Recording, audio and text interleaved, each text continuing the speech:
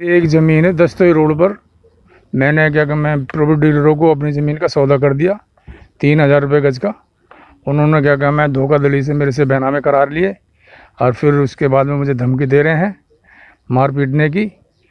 तो अब मैं अपने बचाव के लिए एसपी ऑफिस आया हूँ। एसपी ऑफिस में साहब ने कहा कि आपके पास कोई पुलिस नहीं जाएगी, कोई कुछ नहीं जाएगी, तो आप क्या कहा, मैं उनके बैनामे करो। इनकी ठीक है जी, मैं बैनामे तो कर रहा हूँ, मैंने बैनामे करने को कभी मना नहीं करा, लेकिन गलत बैनामे से हो जाए। मैंने पटवारी साहब के यहाँ एप्लीकेशन लगा रखी है ज़मीन सही कराने की। मेरी ज़मीन के बैनामे तभी करूँगा मैं जब तक मेरी ज़मीन का बिल्कुल साफ सही ठीक ठाक प्रकार से मेरा ज़मीन का वो नहीं निकल आवा। समझे साहब? तो अब एसपी साहब ने क्या आश्वासन दिया? आज भी साहब ने दिया कि आपके पास कोई पुलिस नहीं जाएगी, उनके बैनामे कर देना, कोई दिक्कत नहीं, नाप तोल के बगैर कोई बैनामे मत करना। अब ये बताइए आप कौन सी?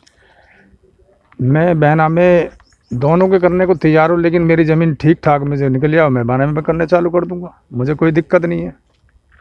नहीं के करूँगा, दूसरे के ऐसे कर दूंगा। मेरे से दूसरे के कराने के प्रॉपर्टी डीलर धमकी देते हैं। क्या कहते हैं वो कहते हैं बैनामे करो, नहीं तुम्हारे बच्चों को उठा के ले जाएंगे, तुमको मार देंगे जान से। ये एसपी साहब को बात बताई आपने? जी मैंने बताई थी ये घटना अपनी। तो उन्होंने क्या कहा? उन्होंने कहा न जाइए, कोई परेशान नहीं करेगा तुम्हें।